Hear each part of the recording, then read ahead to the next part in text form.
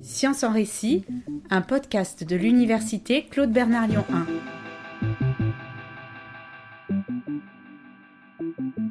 Professeur à l'université Claude Bernard Lyon 1, Samy Janin magnétise les noyaux d'atomes. C'est un spécialiste des techniques de résonance magnétique nucléaire, un outil puissant exploité dans de nombreux domaines tels que la chimie, la biologie, la physique, la médecine. Il nous accueille dans son laboratoire pour nous présenter ses recherches, les défis qu'elles impliquent de relever et leurs applications dans le domaine de l'imagerie médicale notamment. Dans la deuxième partie de cet épisode en 2 volets, Samy Janin nous présente les instruments avec lesquels il réalise ses expériences. Nous vous conseillons vivement d'écouter la première partie de cet épisode avant de découvrir ce deuxième volet qui vous plonge dans l'univers sonore de la résonance magnétique nucléaire.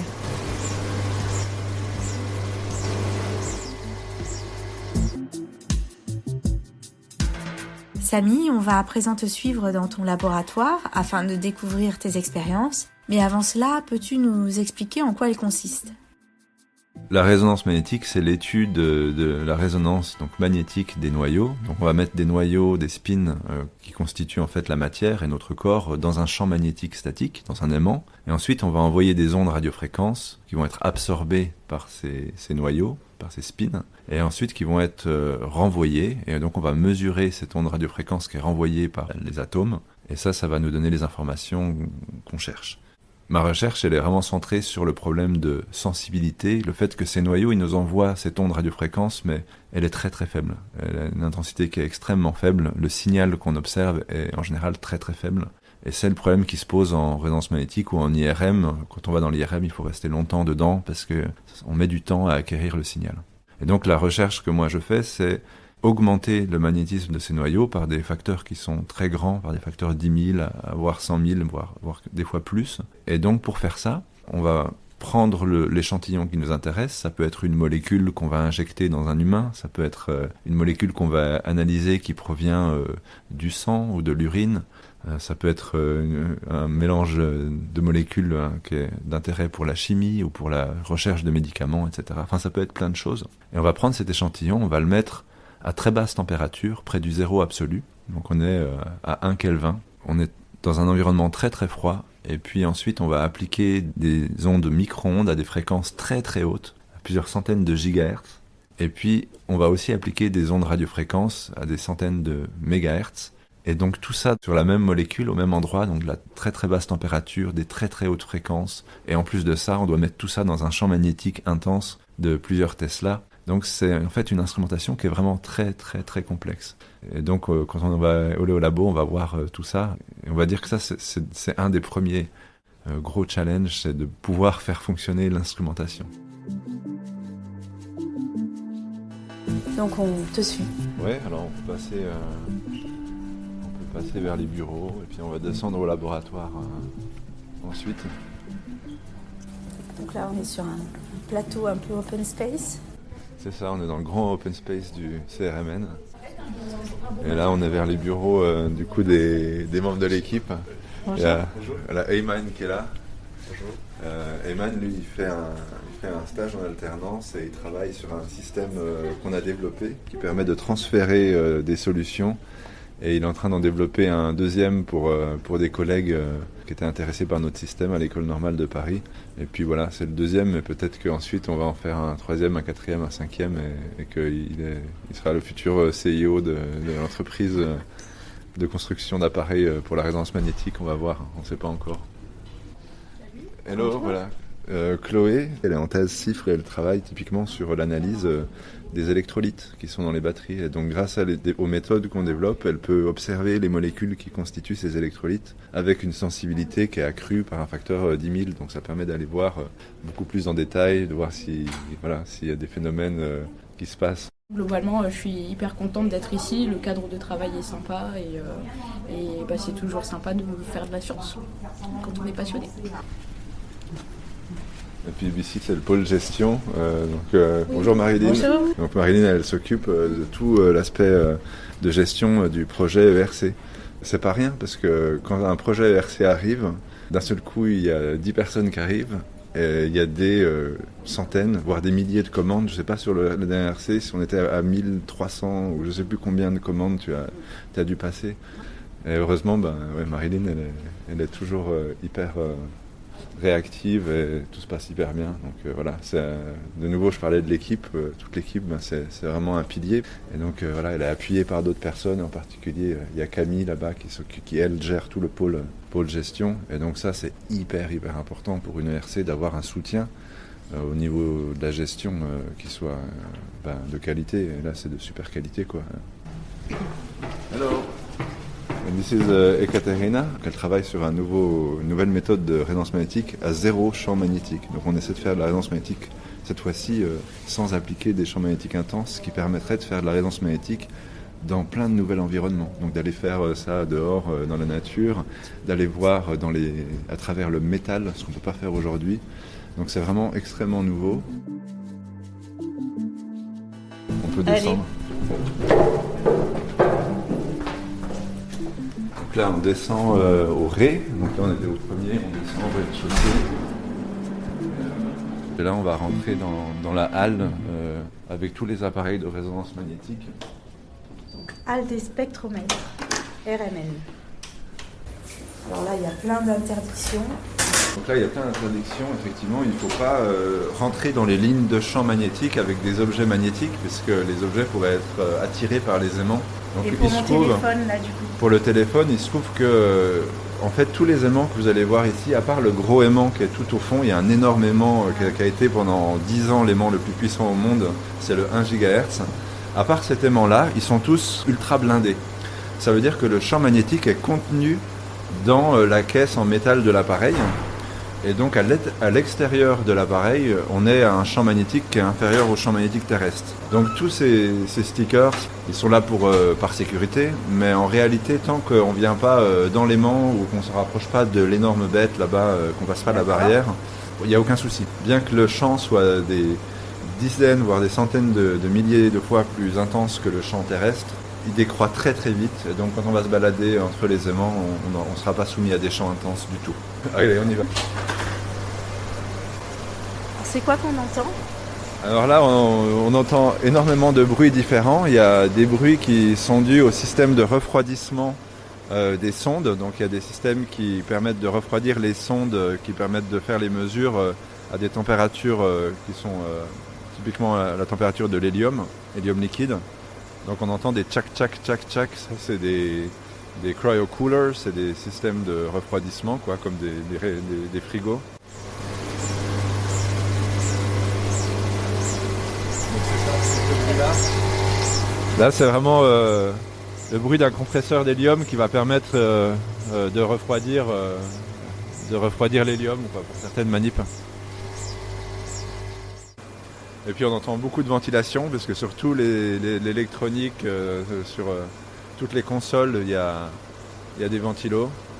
Après on entend aussi des espèces de psh. Je ne sais pas si vous entendez, parce qu'il y a des flux de gaz, parce qu'on fait circuler par exemple on va faire circuler des solutions d'un aimant à l'autre avec des flux de gaz à travers des tuyaux.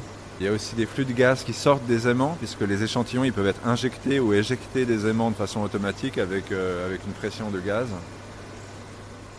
Voilà, c'est un brouhaha infernal dans la halle des spectros et on a un aimant à 2 Tesla, on est à 80 MHz, c'est le plus bas champ qu'on ait, c'est ce qu'on appelle un benchtop ou un RMN de paillasse. Et puis après il y a un 300 MHz, un 600 MHz, un 700 MHz, donc là on a déjà 4 spectros. Il y a 2 800, un 400 solide, on est à 7, et un 500 solide, on est à 8, et il y a le gigahertz au bout là-bas, la grosse bestiole. Donc on est à 9 spectros, plus 2 autres aimants pour produire des micro-ondes. Alors ça ressemble à d'énormes bouteilles de gaz. À l'intérieur, ça ressemble à quoi ? Eh ben, ça ressemble effectivement à une énorme bouteille. Dans la bouteille, il va y avoir différentes couches, comme un millefeuille. Il y a une couche avec une isolation avec des espèces de feuilles d'aluminium. Après, il y a du vide. Il y a une couche avec du vide. Après, il y a une couche avec de l'azote liquide qui va être à 77 Kelvin. Après, il y a encore du vide. Après, il y a encore une couche avec de l'hélium liquide qui est à 4,2 Kelvin. Donc là, on se rapproche du zéro absolu. Ensuite, il y a encore du vide et ensuite, il y a un trou au milieu de cette bouteille qui traverse la bouteille de haut en bas. et dans lequel on va mettre notre échantillon. Et l'aimant, lui, c'est une bobine de fils qui fait plusieurs kilomètres. C'est des fils superconducteurs qui, eux, sont placés dans le bain d'hélium liquide. Donc c'est un fil qui est refroidi à très basse température, qui devient supraconducteur, dans lequel on va injecter énormément de courant. Et une fois qu'on aura fini d'injecter le courant il circule de façon indéterminée jusqu'à la nuit des temps, puisqu'il n'y a plus de résistance. Et donc, tant que l'aimant est froid, tant qu'on a de l'hélium liquide dedans, le champ reste actif parce que le courant tourne dans la bobine. Heureusement, l'année dernière, on a installé un gros ballon noir, un énorme ballon qui est branché à tous les aimants et qui récupère l'hélium qui s'évapore des aimants. Et donc, cet hélium qui est récupéré, il est ensuite compressé dans des bouteilles et il est envoyé, donc il est compressé à 200 bars dans des bouteilles et il est envoyé à Grenoble pour être liquéfié à un institut NEL qui liquéfie l'hélium. Et ensuite, l'institut NEL nous renvoie des bidons d'hélium liquide qu'on remet dans les aimants. On ne peut plus se permettre de ne pas recycler l'hélium et de laisser l'hélium s'évaporer, partir dans l'atmosphère. Pour une raison économique aujourd'hui, mais aussi une raison écologique, parce que l'hélium, c'est quelque chose qui est rare. Et quand ça part dans l'atmosphère, ça part dans l'espace et c'est perdu à tout jamais. Donc il faut absolument qu'on le recycle. Toi, tu travailles avec l'ensemble de ces aimants ou avec un aimant en particulier? C'est sur plusieurs, mais en particulier c'est celui qui est ici, qui est pas le plus gros, c'est le plus petit en fait. Le champ est pas très élevé, il est que de 7 Tesla contre certains aimants qui vont à 20 Tesla. Par contre, il a une spécificité, c'est que l'échantillon, au lieu d'être à température ambiante, il est à 1 Kelvin. Donc il a une température qui est proche du zéro absolu. Et en plus de ça, on a dessus une source micro-ondes qui va envoyer des micro-ondes à une fréquence d'environ 200 GHz sur l'échantillon. Et il y a tout un espèce d'arbre de Noël, donc c'est la manip, on va dire, la plus moche du labo parce qu'elle est en développement, hein. C'est un prototype avec plein de tuyaux, avec plein de câbles. Et cette machine, c'était le prototype qui a été construit par une boîte qui s'appelle Bruker, avec qui j'ai travaillé avant d'être à Lyon, à l'EPFL. Et ensuite, Bruker a été intéressé à développer un prototype, donc on a travaillé avec eux pour qu'ils développent ce prototype. On a eu un projet de transfert de technologie vers l'industrie. Ils ont développé ce prototype et là, ils sont en train de développer un produit qui va être commercial, qui devait sortir l'année dernière, qui a un peu de retard, donc il va sûrement sortir cette année. Donc tout ça, c'est de la recherche qui a démarré en 2005, pendant ma thèse, où j'ai commencé à construire l'instrumentation, et ensuite on l'a amené dans un labo de chimie pour faire de l'application, un labo d'imagerie. Et donc 2005, voilà, ça va peut-être être commercialisé en 2025, ou 2024 ou 2025, donc ça donne une idée de l'échelle de temps entre les premières manips qui marchent et la commercialisation d'un appareil. Dans ce cas-là, il y a eu 20 ans. Et peut-être que dans 10 ans, il y aura ça dans tous les hôpitaux, dans tous les labos de résonance magnétique. Donc c'est un grand pas, c'est une énorme satisfaction que ça devienne commercial, quoi.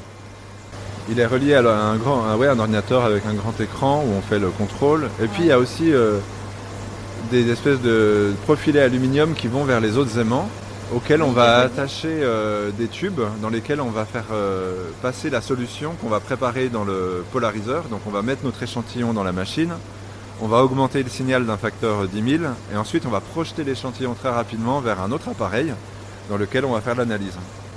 La particularité de ce système de transfert, c'est que en fait, on appelle ça le tunnel magnétique.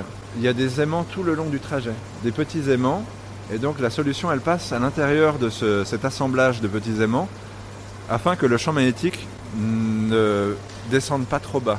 Et en tout cas ne passe jamais par zéro, parce que tout le travail qu'on a fourni pour augmenter la sensibilité, il peut être perdu complètement si l'échantillon passe à très très bas champ.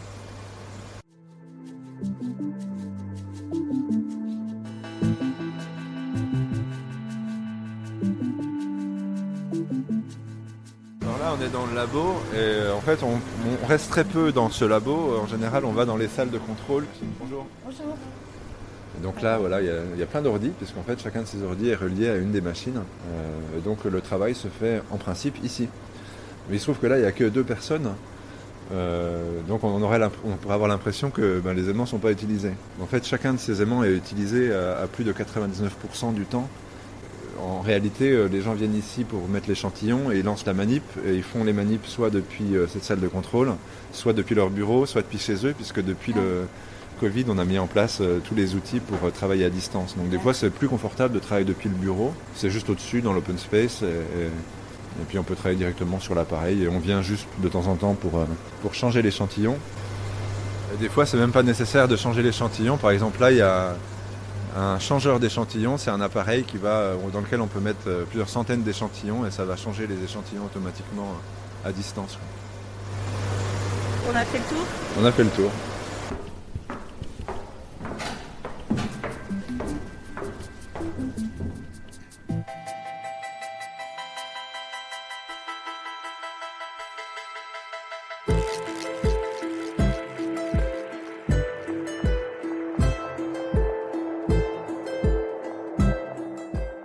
Nous voilà de retour dans ton bureau. À présent, peux-tu nous dire quelles sont les applications concrètes de tes recherches ? Alors, des applications concrètes de la résonance magnétique, il y en a beaucoup, et en fait il y en a beaucoup plus qu'on le pense. Déjà, il y a l'IRM qui est connu du grand public, où on va utiliser la résonance magnétique pour regarder la distribution des molécules dans l'espace et faire des images. Et puis ensuite, dans la chimie, on va utiliser la résonance magnétique pour regarder la composition des solutions ou des matériaux, regarder ce qu'il y a dedans tout simplement, regarder la structure des molécules, regarder la dynamique des molécules. On peut regarder comment une molécule bouge, comment une protéine bouge, se déplie, se replie grâce à la résonance magnétique. On peut regarder par exemple s'il y a de l'affinité entre un médicament et une protéine. Et donc, par exemple, aujourd'hui, dans la recherche de médicaments, dans les boîtes pharma, ils utilisent la résonance magnétique pour faire de la recherche de médicaments. Après, c'est utilisé par exemple en médecine, il y a des applications métabolomiques. Et nous, on travaille aussi sur ce thème-là où on va analyser de l'urine ou analyser du sang par résonance magnétique pour regarder tous les métabolites qui sont contenus dans l'échantillon. S'il y a une pathologie, on va pouvoir observer une variation de certaines concentrations de métabolites par résonance magnétique. Il y a aussi plein d'autres techniques qui existent, mais la résonance magnétique peut aussi être utilisée pour ça. C'est utilisé par exemple un peu comme les rayons X pour regarder la structure des protéines. Élucider la structure d'une protéine, c'est quelque chose qui est fait couramment par résonance magnétique. Il y a une équipe qui travaille là-dessus ici. On peut l'utiliser pour regarder non pas des solutions mais des matériaux. Il y a une équipe qui travaille sur par exemple les batteries. C'est un sujet qui est très, très important aujourd'hui, comprendre comment les batteries vieillissent par exemple. Donc en fait il y a énormément d'applications, je pourrais y passer beaucoup de temps à faire la liste. C'est un peu partout dans la recherche et dans l'industrie, sans que forcément on ait vraiment conscience en tant que personne non scientifique que tout ce qui nous entoure, là, tout ce qui est autour de nous, dans mon téléphone portable, il y a des matériaux qui sont peut-être passés dans un appareil de résonance magnétique. La table sur laquelle je pose la main, peut-être qu'il y a eu de la recherche qui a été faite pour développer ces matériaux. Le pneu de ma voiture ou de mon vélo, il est passé dans un appareil de résonance magnétique. Enfin voilà, je vais m'arrêter là, mais voilà, c'est quelque chose qui est omniprésent, mais dont on n'a pas vraiment connaissance, parce que le magnétisme des noyaux, finalement, c'est quelque chose d'assez mystérieux, mais c'est bien là, et c'est bien toujours là, et le magnétisme est toujours là autour de nous. En tant que professeur, en plus de tes activités de recherche, tu enseignes à l'université Claude Bernard Lyon 1. Qu'est-ce qui te plaît dans cette mission d'enseignement ? Déjà, c'est très varié. Donc, j'enseigne depuis la licence jusqu'au master dans des classes qui sont très grandes, des classes qui sont très petites. Aussi sur des thèmes qui sont variés. Donc, je vais enseigner par exemple l'optique, l'électronique, et je vais enseigner aussi la résonance magnétique. Donc, c'est très varié. Il y a plusieurs choses qui sont importantes dans l'enseignement.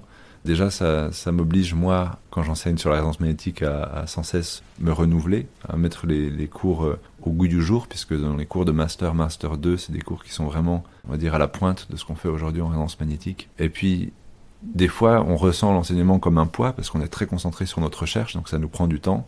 Mais en fait, c'est vital de partager ce qu'on fait avec les étudiants et d'avoir le contact avec les étudiants et de voir les étudiants, certains étudiants intéressés, d'autres très intéressés qui viennent vous voir à la fin des cours, qui viennent visiter le labo. Et en fait, si on regarde l'équipe aujourd'hui ici, la majorité des gens qui sont dans l'équipe, c'est des gens qui sont passés dans un de mes cours. Et puis qui ont apprécié le cours, qui ont apprécié la résonance magnétique, qui sont venus et puis qui ont apprécié le labo, l'équipe. Donc d'un point de vue recherche, en fait, c'est hyper important de rester en lien avec les étudiants. L'avantage quand on a une ERC, c'est qu'on peut financer une décharge d'enseignement. Donc on enseigne quand même beaucoup moins que le service de base qui est de 192 heures. on enseigne 64 heures, donc c'est un tiers du service, et c'est très confortable. Donc disons que ça nous écrase pas, quoi. Et donc ça nous laisse quand même suffisamment de temps pour développer le projet RC, et ça reste du plaisir. Merci beaucoup Samy pour cet entretien.